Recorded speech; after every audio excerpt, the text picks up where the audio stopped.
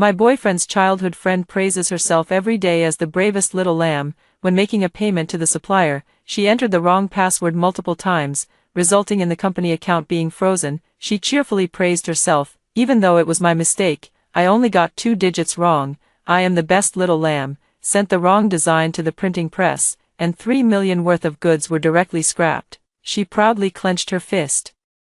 Although we all have to work overtime to fix it, I'm still the most amazing little lamb. I've mentioned it to my boyfriend a few times. He said that failure is the mother of success, and she will always improve, until the company entertained a major client, and she secretly changed the menu. She ordered a bunch of childish dishes like mango shaved ice, caramel milk pudding, and condensed milk buns. It was too shabby for business entertainment, so I directly switched back to the previous menu.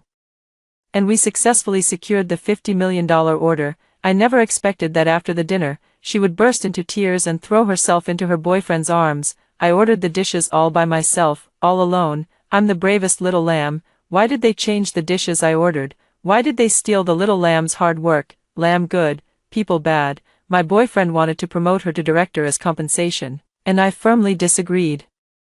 His childhood friend ran off crying to drown her sorrows, was insulted by others, couldn't bear the shock, and jumped to her death. My boyfriend blamed everything on me. On my birthday, he had me tied to a chair and sneered, "You're the one who harmed her, you should be buried with her." My boyfriend force-fed me enough food for 20 people, and I died from overeating. When I opened my eyes again, I had returned to the day I took a client out for a meal. This time, let the brave little lamb show what she can do. Sister Jenny, I'll go to the ST banquet first to keep an eye on the private room. You can join me once you're done. Anna's sweet voice rang out at the door. I stiffly raised my head and looked at the innocent face at the door. I truly realized that I had been reborn. In my previous life, it was this very dinner reception for Mr. James, the head of our tea group. Anna replaced the menu I had prepared with childish dishes like mango shaved ice, caramel milk pudding, and condensed milk buns. I couldn't stand it any longer and urgently contacted the restaurant manager to switch the menu back to a proper business banquet standard. The 50 million yuan order was successfully secured, and the entire company was overjoyed,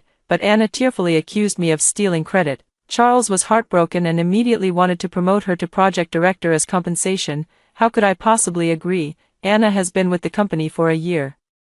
Transferring funds to a supplier with the wrong password froze the company's account. Sending the wrong blueprints to the printing factory resulted in scrapping 3 million worth of goods. Which of these isn't a catastrophic disaster? Every time she causes a major disaster, she just proudly clenches her fist and praises herself as the bravest little lamb, the best little lamb. And Charles would only smile and say that failure is the mother of success, and Anna would always make progress. With someone like that as the director, the company is not far from bankruptcy. That was the result of 8 years of hard work between me and Charles, and I couldn't just stand by and watch it be destroyed. Anna felt wronged and went out to drown her sorrows, only to be insulted by a few thugs. Unable to bear the shock, she jumped off a building. After learning the news, Charles didn't utter a single word of anger toward me. In fact, he became even more considerate than usual. I thought that our 10 years of shared feelings were ultimately different. When we started our business, we survived on instant noodles together and squeezed into a 10-square-meter basement. After the company gained fame, we even appeared in magazines together. We have weathered so many storms side by side, until my birthday. He said he had a surprise for me. As it turned out, the surprise was several bodyguards tightly binding me to a chair, his eyes bloodshot. He roared at me with a ferocious expression, "Jenny, it's all your fault. If you hadn't stopped Anna from becoming the director, how could she have died? You're just jealous of her, afraid she'll take your place. You poisonous woman, you owe her, and you should go down and be buried with her." Then, with a smile, he personally stuffed 20 portions of food into my mouth. The excruciating pain of my stomach being stretched to the point of rupture is still etched in my soul to this day. At this thought, my knuckles gripping the phone turned white from the force. "Jenny, I'm going to the airport to pick up Mr. James, and I'll drop Anna off on the way." Charles's voice interrupted my train of thought. He walked to the door and very naturally wrapped his arm around Anna's shoulder. "You should leave early for the ST banquet. Mr. James really likes you, so don't be late." Anna leaned against Charles and made a face at me, a hint of provocation in her eyes. "That's right, Sister Jenny. If you're late, you're a puppy. Charles and I are heading out first." Charles smiled and took her hand from his shoulder, his movements natural and intimate. In my past life, I must have been truly blind to mistake such blatant flirting for so-called sibling affection. I suppressed the surging hatred in my heart, raised my eyes, and smiled at the two of them. All right, you two go ahead, be careful on the way. Since Charles is willing to risk his entire company to play house with his childhood sweetheart, how could I not let them have their fun? I did a simple styling downstairs and arrived at the hotel half an hour early. The private room at St. Banquet Hall was resplendent and majestic, exuding an air of prestige. Thinking about how this place would soon be filled with those children's dishes, I couldn't help but want to laugh. Not long after, Charles arrived, accompanying Mr. James from RT Group. I immediately greeted with a smile, "Mr. James, you must be tired from the journey."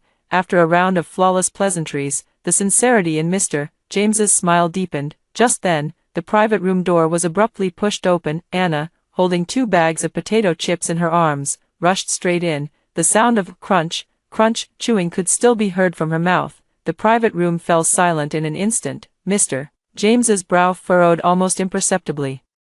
Anna's outfit today could be described as shockingly outrageous, with exaggerated pink eyeshadow and a massive matching bow pinned in her hair. The ripped jeans were so tattered they were almost in shreds, and on her feet, she wore a pair of sandals with her toes poking out. The single shoulder bag she carried, adorned with various blind box figurines, jingled noisily with her every movement, sounding particularly jarring in this elegant private room. In my previous life, I had suppressed my anger and forced her to change into formal attire, and for that, she had lodged a serious complaint against me with Charles. This time around, I couldn't be bothered to deal with her anymore. "Mr. James, hello, I'm Anna." Anna extended her hand casually, with a few crumbs of potato chips still clinging to the corner of her mouth. Mr.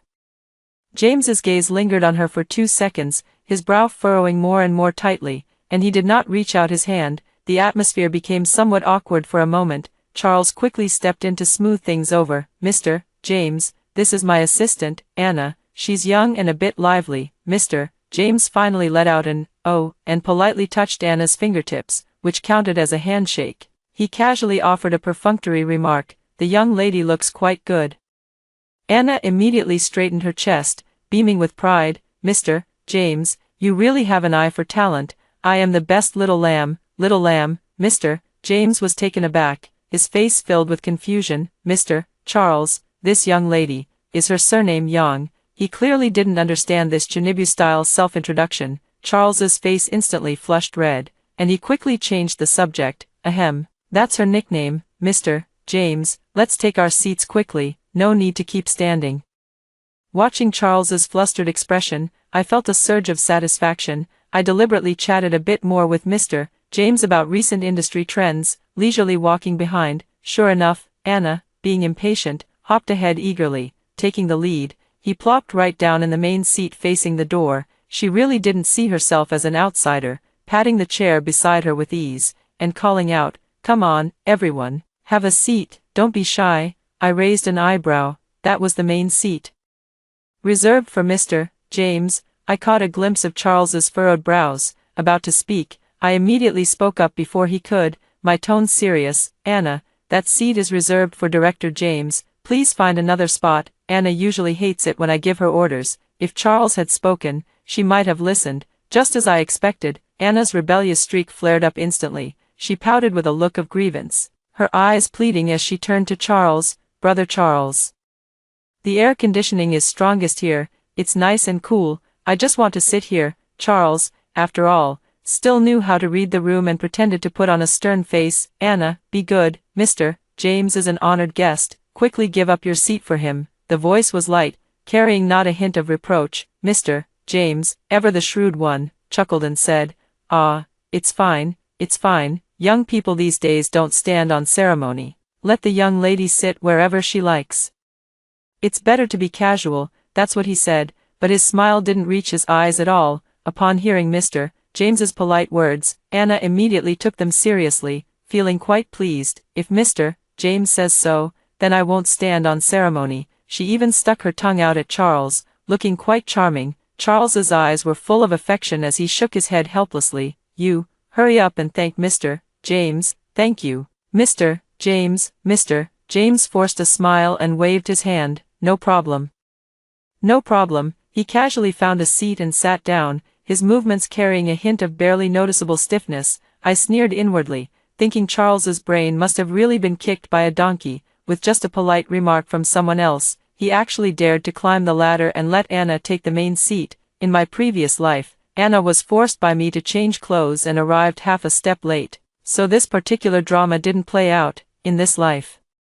She truly keeps surprising me at every turn. Once everyone was seated, Charles signaled to the waiter that they could start serving the dishes. I picked up my water glass, hiding the smile at the corner of my mouth. The show has finally begun. The first course was solemnly served by the waiter, covered with a silver cloche. The waiter lifted the lid, revealing a plate of golden, round, steaming hot items, condensed milk mini buns. Mr. James, who had just picked up his chopsticks, paused. The smile on Charles's face also froze for a moment, and he immediately tried to smooth things over. Just appetizers, Mr. James, the main dishes are still to come. Immediately after, the second dish, the third dish, Coca-Cola chicken wings, French fries, candied sweet potatoes, pine nut corn. Dish after dish of sweet and fragrant children's food was continuously brought to the table. Mr. James's expression visibly darkened at a noticeable pace. He leaned back in his chair, folded his hands in front of him, and never touched his chopsticks again. Charles's temples were already beaded with cold sweat. He finally sensed that something was amiss. He called out to the waiter, "What's the next dish?" The waiter respectfully replied, "Sir, there's one more dessert, mango shaved ice. Would you like it served now?" "What?" Charles's voice changed pitch. He glanced nervously at the stern-faced Mr. James and immediately stood up. "Wrong, there must be a mistake. I'll go find their manager right away." With that, he lifted his foot and was about to head out. "There's no mistake," Anna said with an innocent look, as if seeking praise. "Brother Charles, I've changed the menu." She turned to Mr. James with pride, her voice full of anticipation. "Mr. James, these are all my favorite dishes. I specifically ordered them to share with you. In my previous life, I changed the menu before the dishes were served, so I never got to see this foolish side of her. I've seen it all in this lifetime. It's enough to make you laugh in frustration. She probably thinks she's breaking the mold and being innovative. She assumed that someone like Mr. James, who is used to delicacies, would be delighted to try such a small sweet treat, but she has no idea that at this level of business entertainment, it's never about the food. A multi-million-dollar cooperation deal isn't about the abalone, sea cucumber, shark fin, and fish maw, but they must be served at the table. This demonstrates respect for the client and showcases the company's strength and reputation. With her limited brain capacity, she probably couldn't figure it out even if she spent 2 lifetimes thinking about it. Charles wasn't truly foolish. He knew exactly how much trouble Anna had caused. He turned around and glared at her fiercely. "Anna, stop messing around." Anna was startled by his shout, instantly pouting and feeling extremely wronged. Mr. James's expression was extremely unpleasant, and the secretary beside him couldn't hold back any longer. Slamming his chopsticks heavily on the table, he stood up, staring coldly at Charles. "Mr. Charles, is this how your company treats its guests? Using these childish things to entertain our Mr. James?" He glanced around at the dishes on the table and let out a scornful laugh. "Does this entire table of food even add up to 300 yuan? What, is your company going bankrupt tomorrow?" The secretary by Mr. James's side has been with him for no less than 5 years, and it wouldn't be an exaggeration to say he is Mr. James's mouthpiece. Those words that Mr. James finds inconvenient to say have always been spoken on his behalf. Charles clearly understood this principle as well. Seeing Mr. James sitting firmly in place, allowing his secretary to make the accusations, the message couldn't be clearer. He stood up and repeatedly bowed toward Mr. James. "Mr. James, it's a misunderstanding. This is absolutely a misunderstanding. Anna just joined the company. She's young and doesn't know the rules. Please be magnanimous and don't take it to heart. Our budget is very sufficient, and our sincerity is absolutely genuine.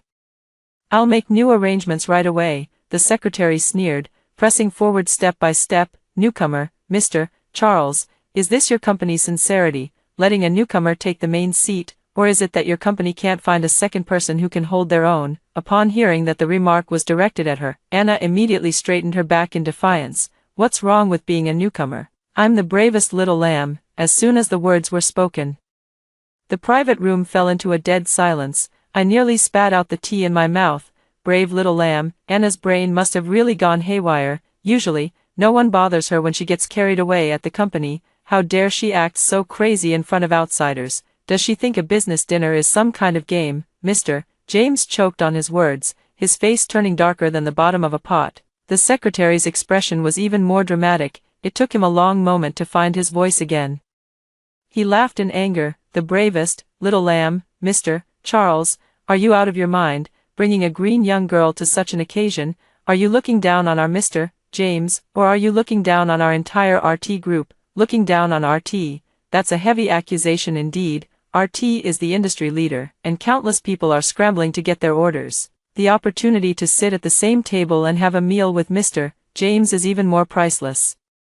If it weren't for my second uncle acting as the intermediary, Charles wouldn't even have the qualification to meet Mr. James. Charles was truly panicked now. He turned around and growled at Anna in a low voice, "Shut up, no more talking." After shouting, he turned to Mr. James, bending his waist almost to a 90-degree angle. "Mr. James, all the mistakes are ours. It was my poor arrangement. I'll have them change the dishes right away. Please, give us another chance." As he spoke, he frantically winked at Anna. "Anna, quick, bring out Master Lee's purple clay teapot." Anna was startled by his shout, looking utterly bewildered. "What, the purple clay teapot, the one I told you to bring? Hurry up." Anna's eyes darted away, and she muttered reluctantly in a low voice, But didn't they say we should send it after the project is settled? Now, it's all for Director James. Whether we send it early or late makes no difference." Charles had already lost his patience. "Bring it over quickly." Anna slowly took out an exquisite wooden box from the bag beside her.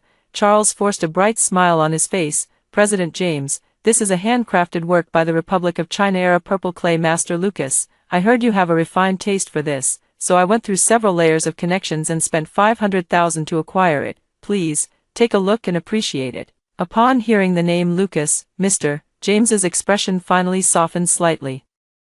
Lucas's purple clay teapots are extremely rare, and each one is worth a fortune. If it's genuine, this gift can indeed be considered thoughtful. Anna walked over holding the gift box, each step feeling unusually heavy. The gift box was made of rosewood, exquisitely carved, clearly of great value at first glance. Charles was still chattering away beside her, boasting, "The clay used for this teapot is top-grade vermilion clay, and the design carved on its body depicts a fisherman angling."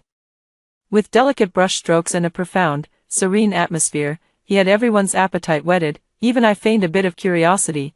I looked at that familiar box, unable to suppress the curve of my lips any longer. I knew exactly what kind of treasure was inside. I gave Anna a meaningful glance. What is meant to come will always come, and there is no escaping it. Under the expectant gazes of everyone, Charles eagerly opened the clasp of the wooden box. In the next second, everyone in the private room widened their eyes in astonishment. As the box opened, a pink, grinning Labubu slowly appeared inside. It lay quietly in the silk groove custom-made for the purple clay teapot, looking out of place. The air froze. The smile on Charles's face froze at the corner of his mouth. Mr. James's face, which had just softened, instantly turned ashen. He gritted his teeth and spat out 2 words, "Bad luck," before turning and walking away. "Mr. James."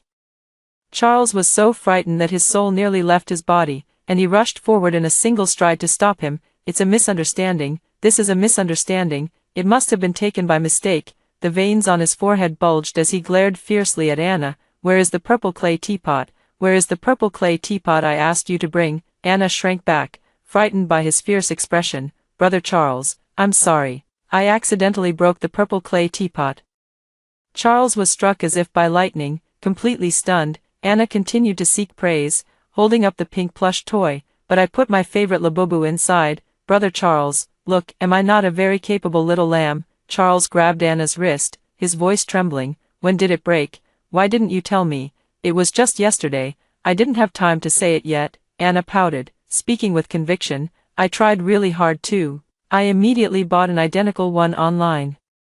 But the delivery was a bit slow. Then it occurred to me that Labubu is also really popular lately, so I put it in instead. Mr. James is sure to like it too." Charles was so angry he nearly fainted. "That's a 500,000 yuan purple clay teapot. How much does a plastic doll cost?" "Anna, are you out of your mind? Why are you yelling at me?" Anna's tears fell like broken strings of pearls. "I didn't mean to break it. I'm trying my best to figure out a solution, aren't I?"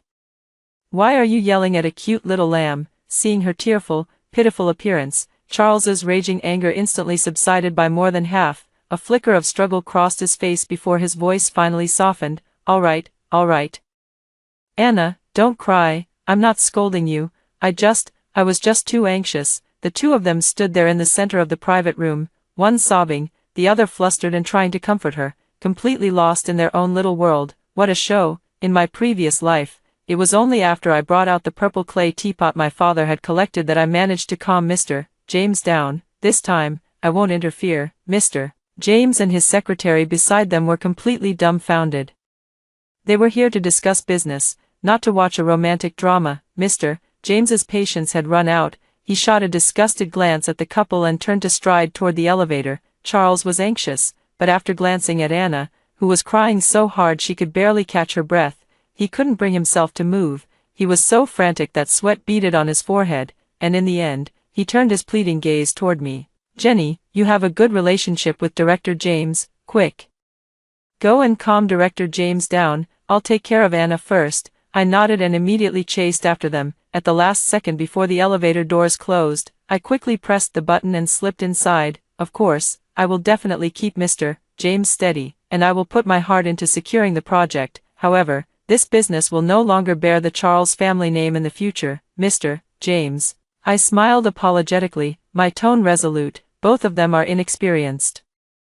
I apologize for the embarrassment. How about we discuss this deal directly with me? Mr. James glanced at me, his eyes filled with scrutiny and impatience. How do you plan to negotiate? I pressed the button for the first floor of the elevator and smiled. Of course, we'll talk over a meal. Mr. Jenny, the secretary whispered a reminder. If Mr. James doesn't eat within the next hour, he might experience low blood sugar. The implication was clear. They didn't have time to wait for me to start from scratch. Less than an hour. In 10 minutes, the car will arrive at the location, and the dishes will be ready to serve. Mr. James was taken aback, the tension in his jawline easing slightly. He looked me over again, then finally gave a deep nod. Out of respect for your second uncle, I'll give you these 10 minutes. Since I've been given a second chance at life, how can I just sit back and wait for things to happen? Their personal issues are their own business, but the company is also my hard work, and I can't let them ruin it. While getting my hair and makeup done downstairs at the company in the afternoon, I took the opportunity to call the manager of this hotel, reserved a private room, and ordered the dishes. Although time was tight, fortunately, I have been a regular customer here for years and am considered a top VIP, so I still have some face to spare. The meal was exquisite, with abalone, sea cucumber, shark fin, and fish maw, all prepared to perfection, and 2 bottles of treasured wine were opened. During the meal, I made no mention of the earlier commotion, focusing only on the project's prospects and industry trends. Mr. James is a businessman. What he values is not the 500,000 yuan purple clay teapot, but the sincerity and capability of his partners. The meal was enjoyed by both host and guests, and the details of the contract were mostly finalized. I personally escorted Mr. James and his secretary to their car. Before leaving, Mr. James rolled down the car window, a rare smile appearing on his serious face. Young Mr. Charles is still too inexperienced and lacks patience. Jenny, just based on your ability to remain calm in the face of danger and even prepare a second table of dishes, I feel confident entrusting this project to you. I smiled politely. You flatter me. It's just a habit from years of work. I lowered my gaze, starting over. I've learned my lesson from past mistakes. When I got home, I collapsed onto the sofa and habitually opened my social media feed. 3 hours ago, Anna posted a new update. The photo showed a large table full of dishes: cola chicken wings, French fries, candied sweet potatoes, pine nut corn, all kids' favorites. Aren't these the dishes we ordered in the private room earlier? In one of the pictures, 2 hands arranged French fries on a plate to form the shape of love. The caption reads, "Today, the best Tim is with me, sharing a big table of my favorite dishes. Today is also the best day for this little lamb." The photo doesn't show their faces, but the man next to her is wearing a gray shirt with a golden airplane pin fastened to the collar. It's clearly Charles. Here I am, working hard to salvage the business, while he's over there accompanying Anna, eating a kid's meal and playing at romance. No wonder. Not even a phone call or a text message came to ask. Afraid that eating sweets has turned the brain into a mushy mess, I turned off my phone, my gaze completely turning cold. it seems my plan needs to be accelerated a bit more." The next day at noon, Charles arrived late. He had 2 huge dark circles under his eyes, and his whole body seemed drained of energy, exuding a sense of listlessness. I sneered inwardly, knowing without asking that after treating his little lamb to a kid's meal yesterday, he had stayed up all night playing video games. Indulging in pleasures saps one's ambition. How on earth did I ever fall for such a loser in the past? As soon as he entered the office, he quickly walked over, his tone urgent. "Jenny, how's the project going? What did Mr. James say?" I looked at him calmly. "The project fell through." "What?" His face was filled with shock. "What's going on, Jenny? Isn't Mr. James very close to your second uncle? How come you can't even handle him?" That question was truly laughable. "Why doesn't he know?" I leaned back in my chair and spoke slowly. "Just because my second uncle is familiar with Mr. James doesn't mean we should get a 50 million contract for free. Companies wanting to cooperate with RT could line up all the way to the HP River. We're not at the point where we have no other choice," I added bluntly. "What's more, Mr. James was genuinely angry yesterday. That meal, he felt we didn't take him seriously at all." Mentioning this, Charles's arrogance deflated by half. He irritably ran his fingers through his hair. "Anna is inexperienced. She still doesn't understand the rules of these business dinners." That excuse again. I almost laughed out loud. "Since Anna joined the company, she's been making one mistake after another, messing up everything she touches. Every single time, I've had to step in and clean up her mess. But she always thinks she's the best and the most capable. I say a couple of things to her, and she can slam the folder right on my desk. I've mentioned it to Charles more than once, and he always says we should give Anna a chance to grow." Then, on a whim, he directly transferred her to the CEO's office as an assistant, planning to teach her himself. That's what led to yesterday's shocking menu change. I coolly reminded him, "Anna has been with the company for a year now. What can you learn in a year?" Charles waved his hand impatiently. "It must be that her colleagues are ostracizing her and not teaching her properly." "Teach? How could we not have taught her?" The director of the finance department personally taught her how to attach invoices, but she found him too long-winded and promptly stuffed a stack of important receipts into the shredder. The HR manager introduced her to the company regulations, but she found the rules too rigid. The next day, she showed up for work in a crop top and miniskirt, claiming she wanted to bring some energy to the dull office. Employees in her group complained bitterly and jointly submitted a request to have her transferred. I look at Charles, thinking there's really something wrong with his brain. "Didn't you transfer her to be your assistant and teach her personally?" Charles was choked by my words, coughed twice, and tried to save face. Anna still needs time to grow." I'm too lazy to argue with him about this anymore, so I just threw the question back at him. "Fine, she needs to grow. So how are you going to explain to the shareholders on the board about losing this project?" The anxiety on his face instantly turned into distress. He started pacing back and forth in the office, muttering to himself, "And is still new. If she takes the blame for such a big mistake, she'll definitely be fired." "No, I promised her aunt I'd take good care of her, but if he stopped walking, looking at me with a pained expression. "If I take on this responsibility, my authority as the CEO will be gone. How will I keep those old-timers in line after this?" Look at how that's phrased. He wants to protect his beloved, yet he can't bear to part with his CEO throne. There's no such good deal in the world. I watched him calmly, waiting for what he would say next. Sure enough, he leaned forward, forcing a smile on his face, and tentatively began, "Jenny, you're the company's vice president, the most senior and capable among us. The old-timers on the board trust you the most. How about you take the blame for this one?" Seeing my expressionless face, he quickly made promises. "It's just a demotion, going through the motions for those old-timers to see. I'm still the CEO, and the company's power is still in my hands. Don't worry, at most 6 months, no, 3 months, I'll definitely promote you back." I closed my eyes, suppressing the anger in my heart. He thought I was hesitating and grew even more anxious. "Don't worry about the salary. I'll secretly make up the difference from my own CEO pay to ensure your quality of life doesn't drop at all." What a huge joke. Is this about money? This is my reputation, my career, my 10 years of hard work, in his words, is only worth his measly salary. His childhood sweetheart made a huge mistake, and I can understand why he can't bear to let her go, but why should I bear the consequences of Anna's mistake? A surge of rage shot from the soles of my feet straight to the top of my head, burning so fiercely that my temples throbbed. I forced that fire down, digging my nails deep into my palms, using the pain to maintain a facade of calm. the timing wasn't right, I couldn't afford to turn hostile now. It wasn't yet the moment to tear off the mask. I looked up, my voice gentle. Really? Of course it's true. A smile immediately spread across his face. Jenny, we've been together for so many years. When have I ever lied to you? All right, I'll listen to you. Charles breathed a sigh of relief, reached out to pull me into his arms, and whispered intimately in my ear, Jenny, so good. The familiar woody scent of his perfume today only felt overwhelming. I obediently pressed against his chest, letting him hold me tightly, suppressing the coldness at the corner of my mouth. Charles, I was originally planning to leave you some dignity, since you're so eager to court death. Don't blame me.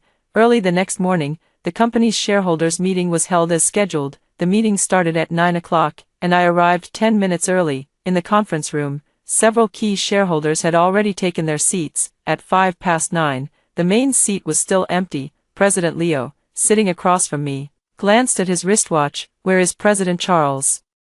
How can he be late for such an important meeting? A shareholder nearby lowered his voice. He might be busy with the RT matter. Securing RT would bring us one step closer to going public. Someone immediately added, Old Duncan, your information is outdated, isn't it? I heard that the RT project has fallen through. What? A single stone stirred up 1,000 waves, and the conference room instantly buzzed with noise. A 50 million yuan collaboration, just gone like that. Who did it? Whoever messed up such a major collaboration has to get out of here. Amid the discussions, the door to the conference room was pushed open. Charles and Anna walked in, chatting and laughing. Anna was dressed even more outrageously today, wearing a pair of jeans with 8 large holes in them. She wore a t-shirt so short it barely covered her navel, causing several senior shareholders to frown. Mr. Leo's face darkened. Mr. Charles, this is a shareholders' meeting. What on earth is the person next to you wearing? Anna, being singled out, playfully twirled around instead, showing off the holes in her pants. Mr. Leo, it's your thinking that's too old-fashioned. This is called fashion. What does it matter what you wear for a meeting? How dare you, Mr. Leo slammed the table abruptly. Anna, take a good look at where you are. You're just Assistant Charles's aide. You have no right to be here, let alone speak. Anna looked at Charles with a pitiful expression. Charles stepped forward, shielding Anna behind him. Manager Leo, Anna is not an ordinary assistant. I don't care if she's ordinary or not. Mr. Leo has a fiery temper that ignites at the slightest spark. An assistant is just an assistant. Look around. Who here brings their assistant to a shareholders' meeting? Mr. Charles, are you making an exception for yourself? These few words left Charles's face alternating between red and white. Anna bit her lip, standing at the doorway unsure whether to enter or retreat, feeling utterly embarrassed. I stood up at the right moment. Mr. Leo, please calm down first. I stood up and looked around. Today is a special situation. For the RT project, Anna is one of the main contacts. Having her stay will also make it easier for us to understand the project details later. My words were perfectly reasonable. And several shareholders who had initially looked displeased immediately nodded in agreement. President Jenny is right. All right, then we'll follow Manager Jenny's lead. Charles immediately cast a grateful look my way. Jenny, thank you, you're so kind. I responded with a gentle smile. No need to thank me. I kept her here to make sure she understands exactly how she's going to meet her end. At 9:20, the meeting officially began. Charles cleared his throat and reported on several routine matters in a formal, bureaucratic manner. The people below clearly had little patience, and one shareholder directly interrupted him. Mr. Charles, skip the useless talk. How is the cooperation with RT going? As soon as this question was raised, everyone perked up their ears. Charles's expression grew heavy, and he paused for a moment, as if gathering his emotions. Everyone, he said in a sorrowful voice, we failed to secure the RT project this time. The meeting room instantly erupted in chaos. What's going on? Wasn't everything going smoothly before? A 50 million yuan partnership, just gone like that. Mr. Charles, you must give us an explanation. Charles raised his hand and pressed it downward, signaling for everyone to quiet down. His gaze fell directly on me. The failure of this collaboration carries significant responsibility. Vice President Jenny will bear full responsibility. As the words fell, the noisy conference room instantly fell into a dead silence. All eyes shifted in unison from Charles to me. I stood up directly. I object. Charles looked at me in astonishment. Jenny, didn't we agree? What exactly was agreed upon? I coldly interrupted him. Mr. Charles, the company's interests come above all else. Jenny, will not shield anyone, nor will I take the blame for something that isn't mine. After saying this, I walked straight to the podium, took a USB drive from my bag, and inserted it into the computer. As for who the real person responsible is, I have evidence. Charles's face turned pale, and I directly pressed the play button. In the next second, the scene from the hotel private room yesterday appeared on the projection screen. In the video, it showed how Anna recklessly took the main seat, and how she arbitrarily changed the carefully prepared menu for the client. Even her foolish admission of accidentally breaking the purple clay teapot and replacing it with a labubu was recorded clearly. Watching Anna's unprofessional behavior, the faces of most shareholders darkened. Is this how you go to discuss a partnership? This is simply outrageous. It's like dancing on the client's landmines over and over again. President James not cursing on the spot is already giving us face. The video on the projector continued playing, showing President James storming off in anger, while Charles was gently comforting the sobbing Anna. At that moment, the shareholders completely erupted. Mr. Charles, am I seeing this right? The client has left, and instead of chasing after them, you're over there comforting your assistant. Is a 50 million yuan project more important, or is your little assistant more important? Can't you tell what's more urgent? Mr. Charles, your assistant really knows how to cause trouble, doesn't she? What kind of person is this? What kind of people is HR hiring? Investigate. We must investigate thoroughly. Mr. Charles, the RT project is crucial to whether the company can go public. How could it just be messed up like that? You must give us an explanation. Charles pursed his lips tightly, saying nothing. Behind him, Anna trembled as she defended herself. I also wanted to work hard to secure the project. I tried my best too. It would have been better if she hadn't said anything. But as soon as she did, a shareholder in the corner let out a scornful laugh. Working hard to ruin a $50 million project. What an idiot. The video continued, and Charles grabbed my hand tightly. He gritted his teeth and spat out a few words. Jenny, don't go too far. Anna is still young. She can't bear such a heavy responsibility. Are you really determined to ruin her? If you dare not do as we agreed yesterday, it's over between us. He stared intently into my eyes.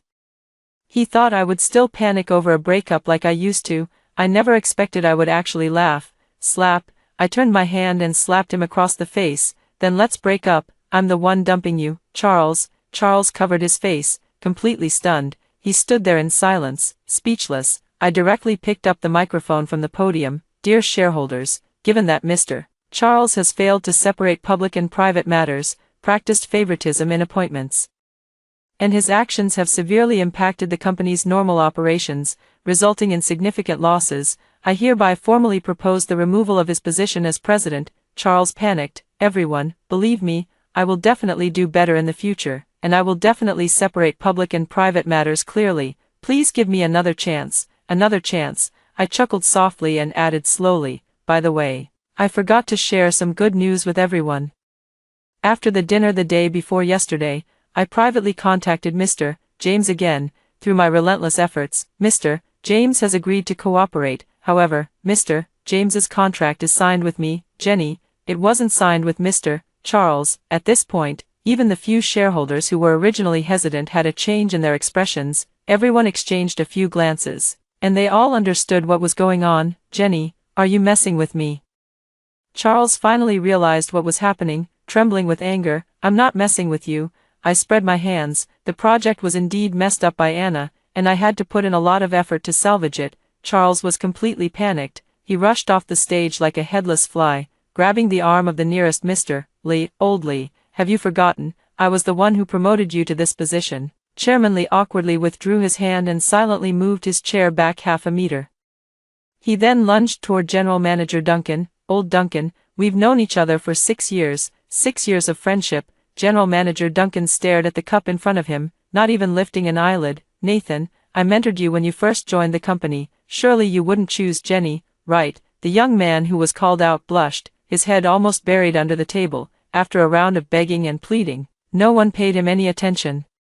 Charles finally realized that the tide had turned. He broke down, pushing Anna, who was beside him, forward and pointing at her while shouting, "It's all her. This is all Anna's doing. She's the fool. She acted on her own. That's why things turned out like this. If you want to punish someone, punish her. Why dismiss me?" Anna stumbled from his push, fell to the ground, and looked at the man who had just been standing up for her in disbelief. In the conference room, everyone wore expressions of disdain. Mr. Charles, I looked down at him from above. Anna is your assistant. It was you who placed her into such an important project. To say you lack judgment in recognizing people and are negligent in employing them is putting it lightly. The mistake she made, she can't escape from it. And as her superior, you should be even more responsible. Anna's face was covered in tears. Brother Charles, how can you say that about me? I was only trying to help you. Get out, Charles roared, pointing at Anna. Get out, you idiot, you've cost me the chance to become the CEO. Anna pouted in grievance. I was just trying to help you. I tried my best. I'm a really capable little sheep. Shut up. Charles raised his hand and slapped her. To hell with your little sheep. That slap completely stunned Anna. She screamed, scrambling up from the ground like a madwoman, lunging at Charles and grabbing his meticulously styled hair. Charles, you useless piece of trash, you couldn't beat Jenny yourself, why take it out on me? If you have the guts, go get the project back, you spineless coward, serves you right for being dumped. The two instantly started fighting, one pulling hair, the other tearing clothes, while hurling all sorts of obscenities at each other. Making the scene extremely ugly, I took 2 steps back to avoid the commotion and quickly called security in. Soon, for security guards escorted them out, the world finally fell silent. The vote proceeded normally, without any objections, and Charles was removed from his position, and I, Jenny, am the new president. Later, Anna was dismissed, and apart from receiving dividends, Charles no longer held any position in the company. With those 2 deadweights gone, the company's performance soared all the way. By next spring, we can officially submit the listing application. As for Charles, having been the CEO for so long, he probably forgot how ordinary people live, unable to aim high or settle for low. He changed several jobs but was never satisfied, and eventually, there was no news of him at all, until one autumn evening, when I went downstairs to take out the trash. I was stopped in my tracks by a dark figure. The man had a scruffy beard, wore an ill-fitting old-style coat, and carried an air of lingering despondency. It was Charles. Jenny, I was wrong, I was truly wrong, please help me, I want to return to the company, for the sake of our past relationship. You can't be so heartless. I watched him with great interest. Do we still have any affection left? He nodded frantically. Yes, of course, we were in love for 10 years, I'll never pay attention to Anna again. I'll listen to everything you say, Jenny. Can we get back together? His knees went weak, and he actually knelt straight down. I let out a cold snort. Charles, we've already broken up, have you forgotten? He froze, clearly not expecting me to address him that way. When we were in a relationship, I never called him by his full name. Now you come looking for me. What makes you think I would stoop to pick up the trash I already threw away? I turned and went upstairs, not wanting to say another word to him. After going upstairs, I saw him slumped on the floor, crying his heart out like a stray dog. That was the last time he ever appeared before me. Later, I heard from a friend that he went overseas to seek opportunities, and no one ever saw him again. As for Anna, a while ago, my assistant Chen was browsing a gossip forum and suddenly exclaimed, handing me his phone, "Boss, look at this, is that her?" It was a blurry screenshot from the cover of a video leaked from some Thai dark web, showing a heavily made-up woman smiling obsequiously at the camera. There is indeed a hint of Anna in the eyes and brows. Whether it's true or false, no one cares anymore. I returned the phone to Chen and casually opened the quarterly financial report on the table. A CEO's day is indeed a busy one. After hearing the first story above, what are your thoughts? Feel free to share your opinions in the comments section. Next, there is another similar story. Let's continue to see. I am a pocket-sized person, born short in stature, yet this has earned me the affection of countless netizens. My best friend looked at my sports car and said with a hint of envy, "If it weren't for people's curiosity, you would never have become popular." I went along with her words, saying, "You're right, if you had this body of mine, you'd definitely be even more popular than I am." Seeing the growing brightness in her eyes, I knew the comments were right. It's time to change, it's time to change.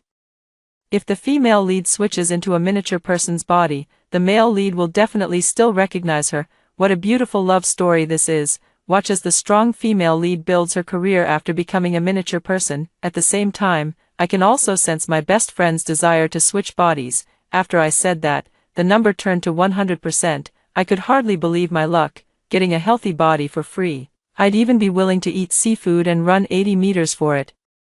Faith, is this the sports car you bought? It doesn't look all that impressive.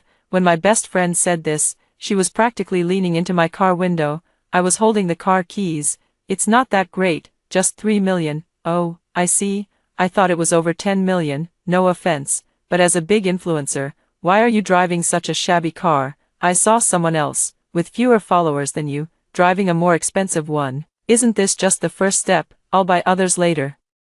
A flicker of envy flashed in her best friend's eyes as she smoothed her hair. That's true, you can't drive anyway, so buying such a nice car wouldn't be of much use. I'll hire a driver. She got excited, but isn't buying a car meant for driving? The thrill of driving is something a passenger can never fully experience. Faith, you have no idea how exhilarating it was the first time I drove. In the end, she felt sorry for me. What a shame, Faith.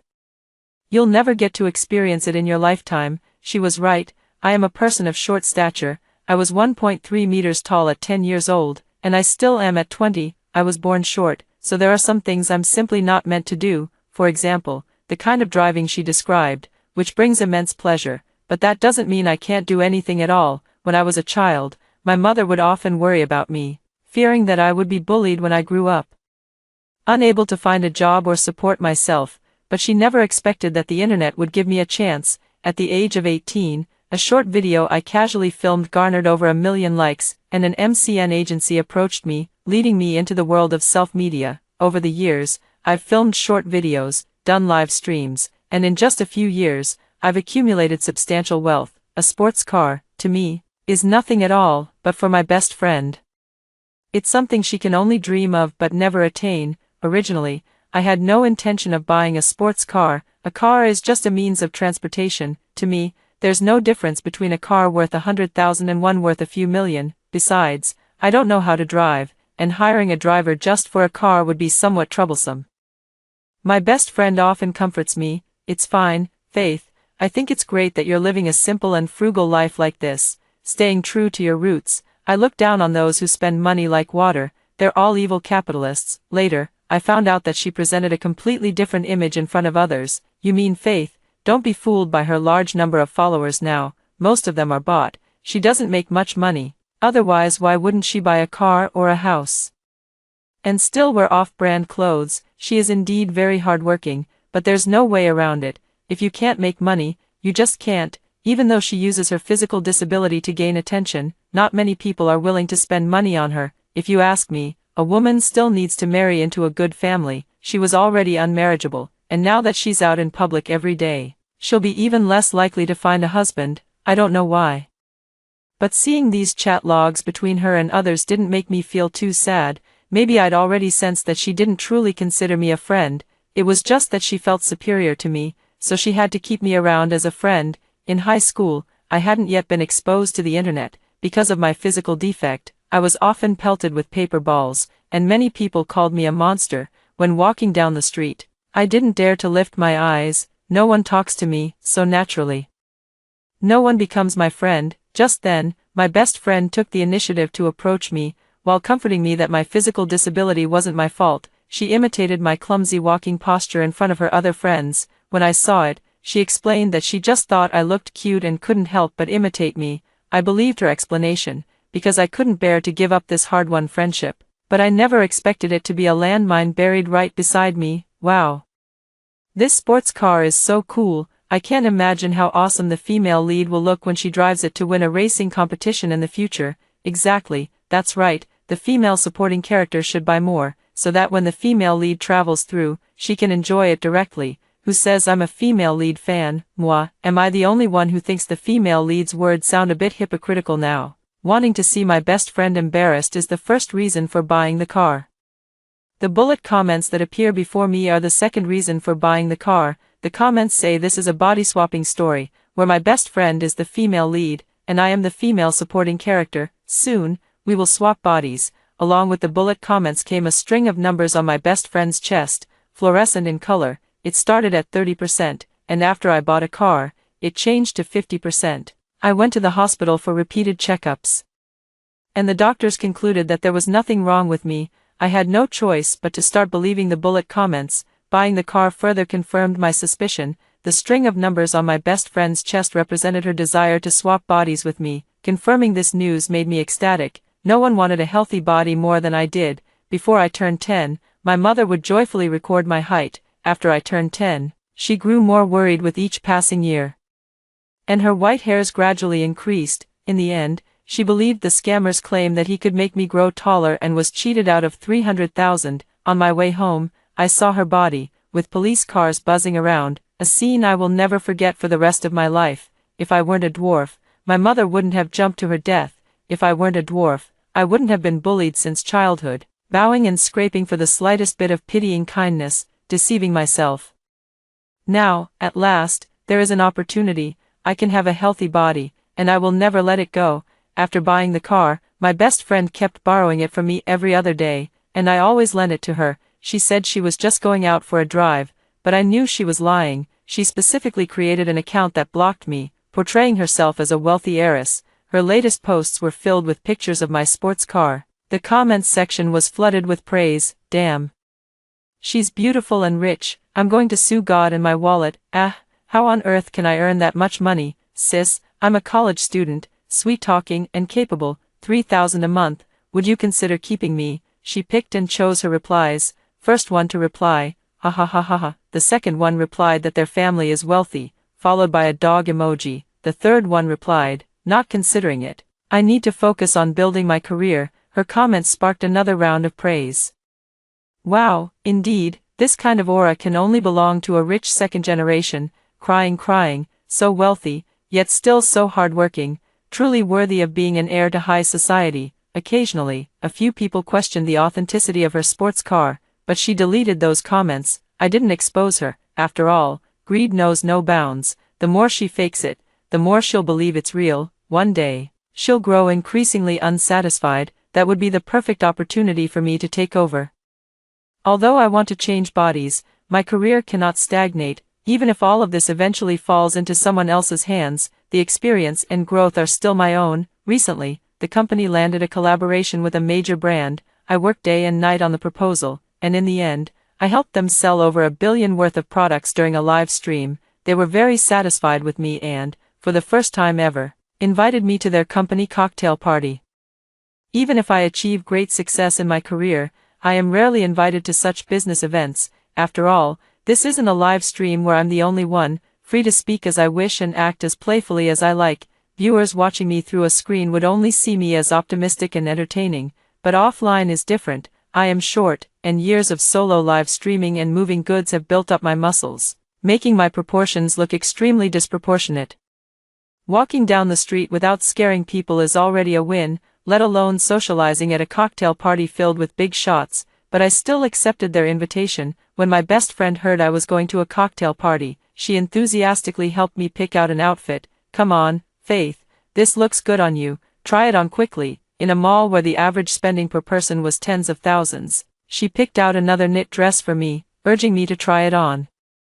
The salesperson hesitated to speak, and when I asked her what was wrong, she finally spoke up. Forgive me for being blunt, miss, but your figure is on the sturdier side, which doesn't suit this soft fabric. I could tell she was genuinely considering my best interests.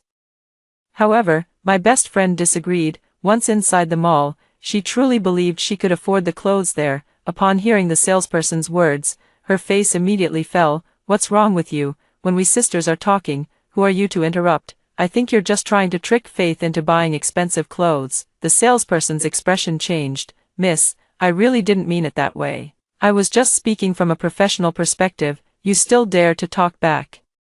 Where's the store manager here? What's wrong with your staff?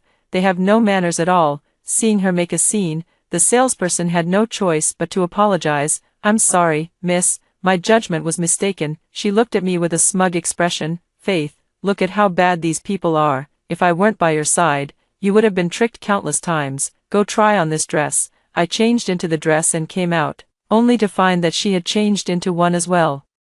Her figure was originally average, but now she wore a red, stiff material strapless dress that accentuated her tall and slender silhouette, giving her an outstanding presence. Meanwhile, the knit top clung to my small belly and arms, making me look like a ball. She kept praising me. Faith, you look so gentle and ladylike like this. You're sure to shine brightly. I forced a smile. Is that so? Of course. Seeing that I noticed the dress she was wearing, she immediately explained. Faith, I thought that since it's your first time at a cocktail party, you might feel awkward. Having me with you will make it less lonely. Besides, this dress is really uncomfortable to wear. It's too stiff and tight around my chest. If it weren't for you, I wouldn't be wearing it at all. I quietly watched her performance. When it was time to pay, she made no move. Seeing that I only intended to buy my own clothes, she pinched my arm. I feigned surprise. Oh, this outfit isn't that expensive either. Just around 10,000 yuan, aren't you going to buy it? Watching the number on her chest rise twice more, I smiled. Oh, I remember now, you and I are different. Sorry, I always forget you're on a fixed salary, only making about 10,000 a year. Ignoring her extremely embarrassed expression, I still paid for her. Actually, I also wanted her to go with me. After all, I also wanted to see if, after experiencing all these glamorous things, she would still be willing to return to the cramped rental apartment and endure her boss's endless nagging. If there was a chance to become suddenly wealthy right in front of her, how much willpower could she muster to resist it? I'm looking forward to it. In the end, I still went wearing the suit recommended by the salesperson. The dark suit made me look capable, and I put on some makeup, looking completely different from before. My best friend stared wide-eyed and complained, "Faith, why did you still wear this outfit? I already said that knit set looked better." "Oh, that knit set got ruined at the laundry yesterday, so I had to buy this one instead." Seeing me say this without batting an eye, she felt even more pain than I did. After all, that knit dress cost tens of thousands, and the suit the salesperson recommended yesterday was even more expensive, reaching a six-figure price. The number on my chest rose by several digits again, and feeling quite pleased, I walked into the venue with her. As soon as we entered the venue, she excused herself to go to the restroom and left me. I was drinking alone, and by the time I finished the whole bottle, my best friend still hadn't found me. At the entrance of the venue, I saw her walking side by side with a young gentleman, chatting and laughing. At the same time, I received a text message from her. "Faith, I'm so sorry, but my period came, so I went back first." I replied, "It's fine," but in my heart, I was thinking, the fish has taken the bait. Having been in the self-media industry for so many years, I have some understanding of the various scandals and gossip within the field, and that young master is one of them. He enjoys posting flashy videos of his wealth on social media, occasionally speeding in sports cars late at night, sipping 1986 Lafite in a spacious penthouse while admiring the night view, and traveling around the world. But unlike my best friend, the young master is a genuine rich second-generation heir. There's nothing unusual about flaunting wealth. His scandal stems from his private life. I heard he got engaged a few months ago, but he still has a steady stream of girlfriends on the side. This time, it's my best friend's turn. I wonder how long she'll last. It didn't take long before my best friend couldn't wait to post photos of her and the rich second-generation heir on social media. Occasionally, he would leave comments under her posts, and before long, the whole internet knew they were together. I saw my best friend again a month later, and she was completely transformed, carrying a designer handbag, wearing a Chanel coat, and adorned with high-end custom jewelry around her neck. As soon as she arrived, she started talking about her story with the wealthy second-generation heir. "Oh, I'm so sorry I'm late. It's all because of Simon. He insisted on driving me," saying his sports car was fast, but then some careless driver crashed into us, and they got into a big argument. I put down my coffee and said it was fine, then asked, "It's a workday today, did you take time off?" Mentioning this, she became even more smug. "Tisk, I quit my job. Simon said his money is enough for me to spend. With such a small salary, it's not even enough to buy a bag. I've been wanting to quit for a long time." I didn't say anything, and she continued to ramble. "Do you know who Simon is?" "Oh, you probably haven't heard of him. He's the heir to a prominent family. Someone at your level wouldn't have the chance to meet him. I used to think all rich second-generation heirs were arrogant and rude, but he's different. He even said he wants to marry me. You must come to my wedding." Hearing the last sentence, I finally couldn't hold back and burst out laughing. She was baffled. "What are you doing?" "Nothing. Nothing." My best friend said she was getting married, and she really started preparing seriously. She even announced it on her show-off account, writing the wedding date. The rich second generation also responded below, saying, "As promised, I will definitely treat you well." The comments exploded like a boiling pot. "Holy shit, sis, you're amazing. The playboy has settled down. The ultimate union of a rich second generation and a rich second generation. Just like the saying goes, their child will be the master of this skyscraper." Please share the dog training tutorial. this world is just one giant tomato novel, I can tell what's going on with just one glance. It seems the rich second-generation heir thought my best friend was also from a wealthy family, which is why he agreed to marry her. My friend naively believes she's marrying into a rich and powerful family, but in reality, she'll be devoured by his parents until not even her bones are left. The larger the family, the more they emphasize class and marrying within one's social standing. So, when I saw the video of my best friend being exposed online, I wasn't surprised. In the video, the rich second-generation's mother laid out my best friend's life history from childhood. Miss Julia, my son was deceived, and as his mother, I can't just stand by. The sports car you often drive isn't even registered under your name. You don't have a father who runs a company or a mother who works as a jewelry designer abroad. Since it's come to this, Miss Julia, you should know what to do. My best friend trembled. I know it's my fault, but Simon and I truly love each other. Auntie, please, let us be together. The woman sneered and called her son. On the phone, a woman's coquettish laughter was heard first. And then Simon poked his head out from under the covers, his voice hoarse and his body covered in red marks. It was clear what he had just been doing. Miss Julia, I know my son best. You're just a flower he casually picked. Even with the best soil and pot, you're still just a wildflower. My best friend's face turned completely pale. She still wanted to fight for some rights, saying, then I want 5 million. If I get this 5 million, I'll never bother your son again. Miss Julia, I originally wanted to let you go. Unfortunately, you didn't know your place. As the words fell, several burly men stepped forward, and the sound of my best friend's screams followed. The scene shifts again, showing her stripped down to her underwear, screaming, what are you doing, Miss Julia? Everything you're wearing was bought by my son. I'm just taking back what's rightfully mine. The clothes were thrown on the ground, and the woman stomped on them a few times. I hope Miss Julia learns her lesson. The video showed the time this happened, just a few minutes ago. Outside, the rain was pouring down. I knew my chance had come. When I found my best friend, she was trembling in the rain. The headlights of the sports car blinded her eyes. I held an umbrella for her and helped her into the car. She didn't say thank you, nor was she angry. She just stared out the window with a lifeless expression. I quickly drove her to her rented apartment. It was clear that she had been staying at the rich second-generation's place during this time. As dust had settled on the desk in her rented apartment, she was taken aback, as if she didn't recognize this place. I took out a towel to dry her hair. She finally burst into tears. How dare they? Just because they have money, can they do whatever they want? Can they trample on my feelings just because they're rich? What's so great about sports cars, and what's so great about running a company? I don't care for any of it. Yes, I replied, tossing the towel with the Chanel logo into the trash as I agreed with her. She seemed provoked. What do you mean by that? Are you doing this on purpose? Do you think I'm cheap too? You use this towel and then just throw it away. Do you also think I'm just some wildflower or weed? I did it on purpose. Today, I deliberately wore my most expensive outfit, with a watch on my wrist, a necklace around my neck, and rings on my fingers, just in case. I had over 10 of these Chanel scarves prepared in my crocodile leather bag. I didn't. Why would you think that? That's exactly what you think. You think you're so great, but you were nowhere near me in high school. If it weren't for the internet boom and people's curiosity, how could you possibly become popular? How could you afford a sports car and all these luxury items? If I had your body, I'd definitely be rich too. Finally, the thrilling moment finally arrived.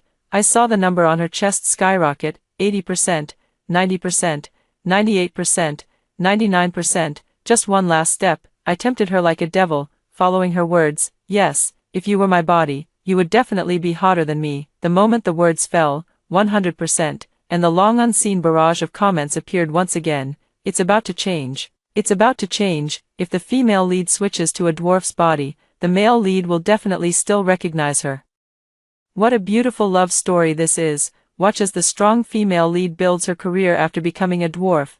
After a dizzying spin, I fainted on the spot. Waking up again, the rental apartment was empty except for me. The wall-mounted mirror could only reflect half of my figure. I stretched my body, feeling a sense of ease I had never experienced before. I ran downstairs in one breath, covering 80 meters. The world unfolded before my eyes. The buildings no longer seemed so tall.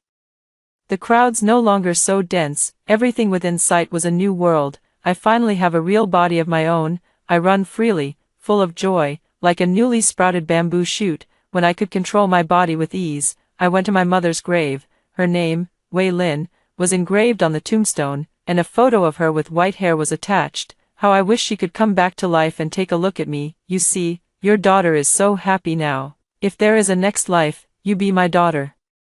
And I will take care of you meticulously, just as you have done for me. The evening wind gnaws at the candle flame, and I bury my head in sorrowful tears. Suddenly, my forehead feels a warmth, like the broad, warm palm of my mother when she used to touch me while she was alive. Mom, you must have heard, haven't you? Your daughter will never be laughed at again. That chart marked with measurements for 10 years can finally be updated. However, by accepting my best friend's body, I have also taken on everything that came with it, a massive amount of debt and a flood of criticism online. I want to make a comeback, but before that, I need to confirm one thing. Ever since I woke up, the phone that my best friend took with her has been unreachable, so I haven't been able to see if the string of numbers is still on her chest. If so, it means she can switch back at any time. I contacted everyone I could reach and finally got in touch with my former assistant. She wasn't very friendly, but out of respect for me as her boss's close friend, she answered all my questions. Is your boss available? I'd like to see her. Oh, then you can contact her directly, but I can't get in touch with her, and I'm really worried about her. She burst out laughing. Then you don't need to worry, our boss is very kind, she might just not want to see you. This was to be expected, after the identity swap. She was worried that I might ask to switch back or make some other unreasonable demands, so naturally, she would run as far away as possible. Seeing she was about to hang up, I had no choice but to say something harsh. Mary, don't you have a younger sister with leukemia? It was your boss who gave you the money to treat her. She was surprised that her boss would share such personal matters.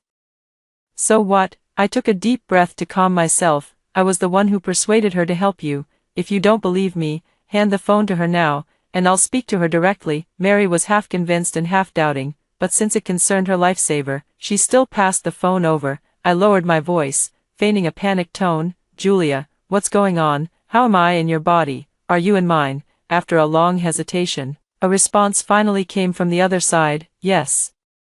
Thank goodness it's you. If it were someone else, I wouldn't feel at ease. It was clear that Julia seemed to breathe a sigh of relief. You don't blame me? Of course not. I believe you didn't know what was happening. The most important thing now is that we need to meet. Okay. The moment I saw her, I knew it was settled. There were no other marks on her, and there were no other marks on me either. This meant that the string of numbers had disappeared. And no one could swap back according to their own will, not only because of this, but also because of the bullet comments. The bullet comments appear sometimes and not others. Based on the timing of their appearance, I speculate that the plot of our world's development isn't entirely in the novel. The novel only captures a part of it, so, the bullet comments only appear when the novel's plot is unfolding. According to the original text, the female lead Julia is kind-hearted, resilient, and decisive, so her out-of-character side naturally wouldn't appear in the novel. And now, this is our first meeting after swapping, which is a key moment, and sure enough, the bullet comments have appeared again. Ah, they're about to meet. The female lead must be feeling really insecure right now, suddenly transitioning from a healthy body to a disabled one, wrapping herself up so tightly. It really hurts to see. I feel for her too. But the female lead isn't the type to be limited by her figure or appearance. She'll gradually grow and adapt to this new identity in the future. I was wondering, will she ever go back? Is that miniature person the female lead? It feels a bit strange. To the person above, no, she won't. The main theme of this story is about the female lead not giving up in the face of setbacks and finding self-identity. Seeing the last comment, I finally felt at ease. Julia had indeed wrapped herself up tightly. Prada sunglasses, new, Gucci handbag, new, Dior clothing, new, Van Cleef Arpels jewelry, new. In short, she bought herself a full set, living even more comfortably than when she was with the rich second generation, except for one thing. It seemed she hadn't yet adapted to this body, unable to handle the puzzled looks from others or her own legs that couldn't quite reach the ground. So, despite being covered in luxury, she still couldn't hide her awkwardness.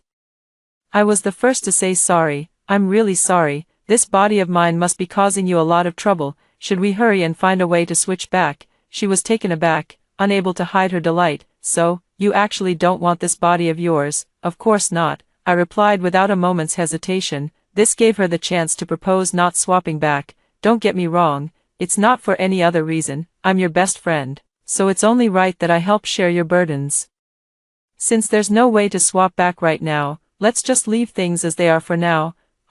Won't that be too much trouble for you? Not at all, not at all, of course not. Seeing me hesitate, she added another condition, don't worry, I know you don't have much money right now, you can spend mine first, after all, my money is your money, just one thing, you must not reveal our identities to anyone, understand?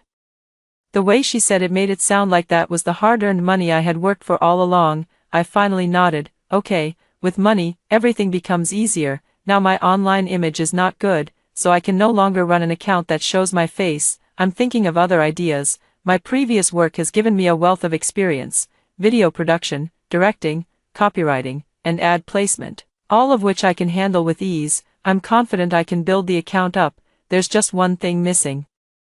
A model to appear on camera. This model cannot be fixed, otherwise, even if the account belongs to me, the traffic will go to them. I've come up with a brilliant idea. With the theme of how to customize a vlog for a model, we can create completely different atmospheres and characteristics based on the persona and style of different models, showcasing everything from initial communication to post-production for the audience. Audiences nowadays love behind-the-scenes content like this, especially the kind where they can learn a little something but not too deeply. With money, you can naturally book any model you want. Julia was very generous the first time she gave me money, transferring me 1 million in one go and even telling me to ask for more if it wasn't enough. I naturally did as she wished. After the first video gained some traction, I continued to ask her for money. At that time, she still gave it, but she was a bit stingy. Spend it wisely. It's not easy to make money these days. I sneered inwardly and accepted the 1 million she transferred to me.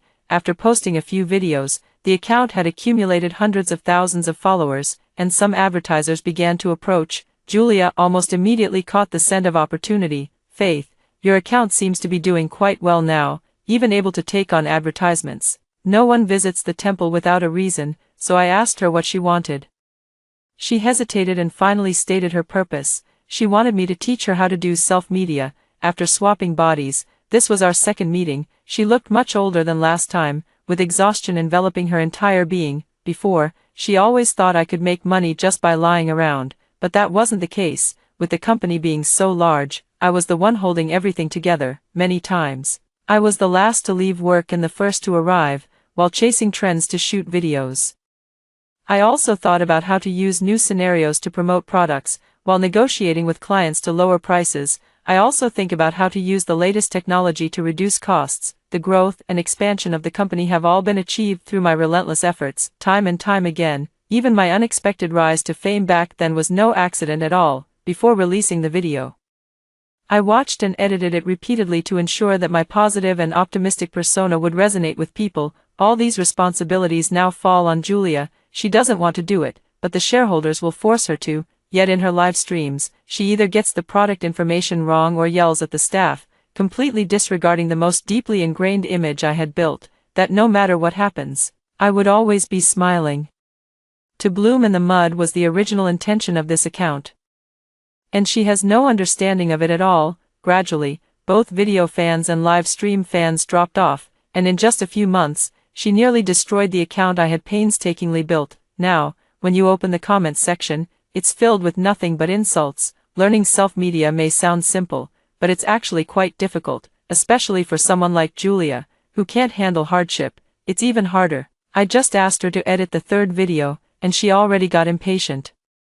Why am I always editing videos? Can't you teach me something else? She's eager for quick results and wants to learn the fastest methods. Faith, just tell me directly what I should do in the live stream to win the audience's favor. Daydreaming. Back then, I had to practice even a smile in front of the camera several times, just to show my best state in the live stream. Now, she probably doesn't even want to smile once in the live stream. With that kind of attitude, how can you do it well? If you don't want to do it, you can simply hire a professional to do it for you. This is my sincere advice. If we let her continue like this, I'm afraid this account will really be ruined. After all, I created it with my own hands, and I hope it can have a good ending. But she seems to have misunderstood me. Faith, what do you mean by that? Looking down on me? You think you can do it, but I can't. It's just live streaming. What's so great about it? Just wait and see. I'll do it better than you. She rejected my proposal, and there's nothing I can do about it. After all, I still have my own career to focus on. Now, my account has accumulated a certain number of followers, but it's limited to just these fans. Without a breakthrough in style, this is the end of the road for this account. In my free time, I browse the internet for inspiration. Suddenly, a dilapidated earthen house comes into view, with a determined and impoverished young man holding a bowl to eat, his back proud and upright. I immediately understood where my limitations lay. Today's models are too polished. No matter how you customize a vlog, they always carry certain similar traits, which only attract a specific group of people. But what if I expanded the pool of models, not just the urban beauties in the city, but looking toward the mountains and the sea, people from all walks of life beckoning to me? The warmth of everyday life is what truly touches the heart. I said I would do it and immediately started the relevant planning. I also contacted that young man, inviting him to be the first guest for my new series. A young man, the land, a rainy night. The view count for the first video was not good, even worse than before. In contrast to my dismal performance, Julia, on the other hand, managed to build up her live streaming room. She established a new persona, a fiery-tempered older sister who doesn't hold back when she sees something she dislikes, speaks her mind, and focuses on not indulging others. The number of online users has returned to its previous scale, and brands have come knocking one after another. She came to my door specifically to mock me. Faith, what did I tell you? This was always an easy thing. Look at your latest video. Its views aren't even a fraction of mine. You put in so much effort, yet it still ends up the same. I only said one sentence to make her fly into a rage. Those who follow different paths do not make plans together. She trembled with anger. Fine, if you have the guts, don't ever ask me for money again. She finally revealed her true colors and completely cut ties with me. I ignored her and continued to develop the new series, Mountains, Rivers, and Fields. I have been on the road all along, enjoying the scenery while also observing people. Whenever I encounter someone interesting, I invite them to create a special feature. Finally, a year later, someone uploaded my videos to foreign platforms, where they garnered tens of millions of views.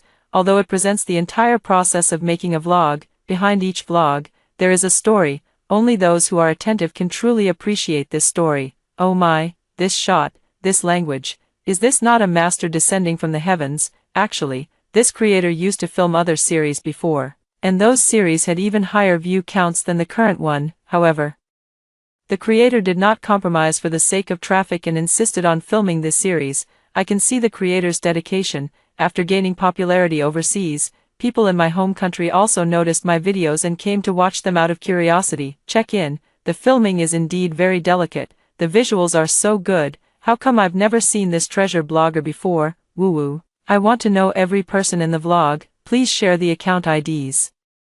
All the videos I've ever filmed were dug up one by one, each reaching millions of likes, and my followers skyrocketed within a week, making me a top-tier influencer with tens of millions of fans. The people in my lens and I have together faced intense exposure. The young man from the first episode caught the attention of caring netizens, who funded his college education, so he no longer had to carry cement bags at such a young age. The girl planting trees in the desert from the second episode gained more companions, and an increasing number of people have joined the environmental cause. And the dozens of episodes that followed, the barbershop on the corner used to offer a cheap and skilled craft. The untouched scenic spots are welcoming more tourists. Advertisements swarmed in, and I returned to the peak, and at this moment, Julia came knocking again. Since I began traveling across the magnificent landscapes of our country and embarked on the journey to find models, I haven't seen her, but I know that, not long ago, something happened to her. Because of her unrestrained words, she offended the audience. What? You think this is too expensive? Then what's the point of living your life, if you can't afford this or that? Why are you even staying in my live stream? Assistant, block him. Some even compared me to her. I show everyone the vibrant vitality of ordinary people, yet she says ordinary people's lives have no meaning. The difference is clear at a glance. She knelt on the ground, begging me, please help me, won't you help me? If you just speak a word for me, I can definitely get through this difficulty. Now, she has gone even further than she did back then. Back then, she was just putting on the persona of a fake heiress, which didn't involve her own rights and interests. So everyone just saw it as entertainment, but this time, she has directly targeted the public, offending a circle that is on a completely different scale from before. The account's followers are dropping rapidly, and while the live stream viewership has skyrocketed, no one is there to buy anything. They're all there to criticize her. I shook off her hand. I can't help you, she threatened me fiercely. Don't forget. If people find out you're the one running the account, you won't fare much better either. She threatened me with old grudges, but I cared the least about that. Then go ahead and expose it. I actually wished she would expose it. Seeing that her threats were ineffective, she pitifully begged me. When she realized I truly had no intention of helping her, she got up from the ground and said, "Fine, Faith, you remember this." Online public opinion spread quickly. By the time I woke up the next day, information about me had already spread all over the internet, but I was well prepared for this. I wrote a lengthy response. "Hello everyone, I used to be Julia, but I changed my name 2 years ago, and I am now Faith. Changing my name is not an attempt to distance myself from who I was back then. I know that I have always been myself, and no matter how my name changes, the mistakes I made are unforgivable. I just want to share with you my reflections over these years. The rumors circulating online are indeed true. 2 years ago, when I was lost, I placed my hopes in men, hoping to rely on them to escape my predicament. To this end, I fabricated a favorable background, deceiving everyone, including the person I was dating at the time. Here, I offer my deepest apologies to everyone. I don't want everyone to forgive me. Instead, I hope you can see me as a cautionary tale. If you pretend to be wealthy, you'll only attract people who are after your money. You hope they will save you, but they too are looking to exploit you. We should not place our fate in anyone else's hands. Strengthen yourself, wait for the right moment, and you can carve out your own world. A favorable wind lends its power, lifting me to the azure clouds. I have attached images of the donations I have been making over the past few years. Netizens thought I would defend myself or remain silent. But they never expected me to admit it. Openly admitting one's own mistakes and showcasing genuine efforts to change has won over a large number of onlookers. Julia's strategy has completely backfired. At the same time, I saw Julia's outcome online. She faced widespread backlash for her reckless remarks, and later, a series of controversial behaviors from her live streams were exposed. Account banned. Netizens expressed their sentiments. "Ah, I miss her from the early days.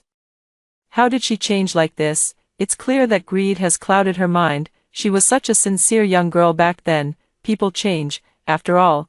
Take Julia, for example. Who would have thought she would turn out better? And as for Faith, it seems she just took a turn for the worse. A year later, I won the platform Celebrity Award thanks to my immense popularity. On stage, the host asked for my acceptance speech. I thought about it. The cicada perches on a branch, its fame spreading far and wide without relying on the autumn wind. The reason its song is so clear and resonant is that it has endured the 4 seasons, weathered storms and snow, endured darkness, and overcome pain. Every period of dormancy has meaning, and every wait is for the sake of being seen more clearly. No matter when, hold fast to your beliefs, for the light is just ahead. Let us encourage each other. After hearing the 2 stories above, what are your thoughts?